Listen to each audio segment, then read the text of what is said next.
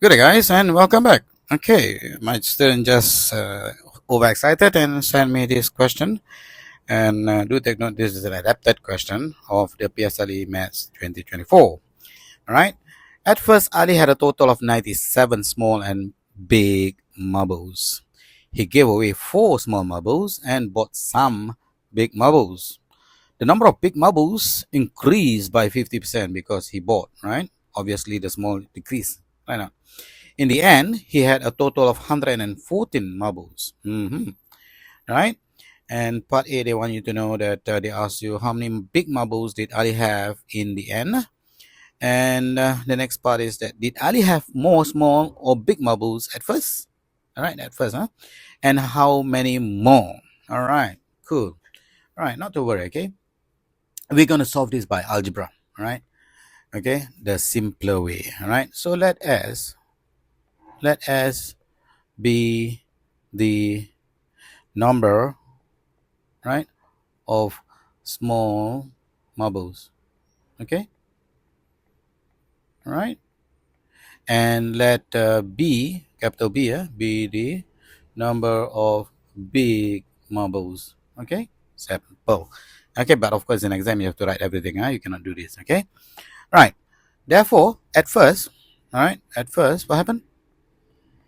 Ali has he had how much? He had 97 small and big marbles, right? It means S plus B, right, will be giving you 97. And then he he gave away 4 small marbles and bought some big marbles. The number of big marbles increased by 50% after he bought the some number of big marbles, right? And of course, in the end, he had a total of 114 marbles. That means my S is decreased, right, by 4, but my B is increased by 50%.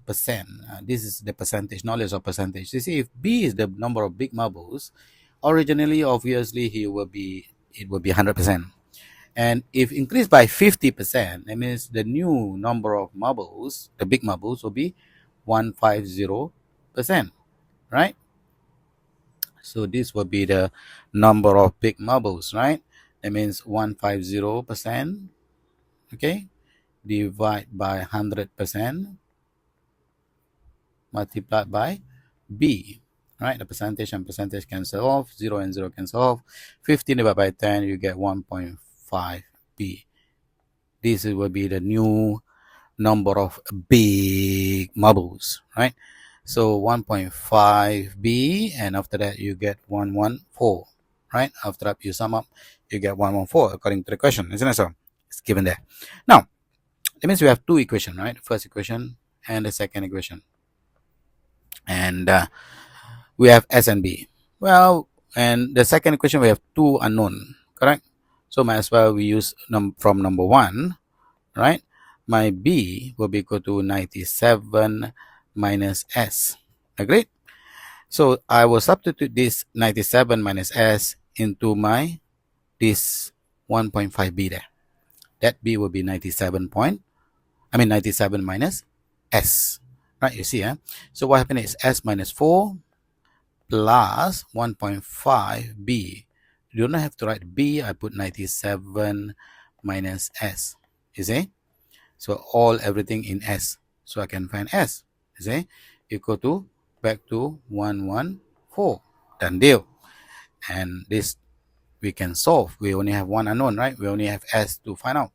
So S minus 4 plus 1.5 multiplied by 97, you get 145.5.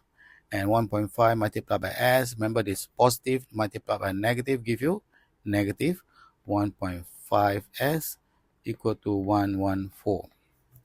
All right, and we're going to put the S's together. That means this S and this S together, and you realize that this is S. There's a number 1 there, which you don't have to write. So imagine 1S minus 1.5S, you're going to get a negative. You don't like negative numbers, do we? Unknown always put as positive. So what you're going to do is bring the negative 1.5 to your right. That will be negative. Once you change position, you get positive 1.5. And this positive 1s bring over, give you negative change, right? It become negative s, right? And what you have is 145.5 minus 4. I just rearrange nicely, that's all. And 114 bring over to your left hand side will give you negative 114, because here is a positive, right? So when you bring over to the left will give you a negative number. All right, simple. Now what you have is a 1.5s minus s, you have 0.5s. Remember there's a 1 there. 1.5 minus 1 is 0.5, right? Simple.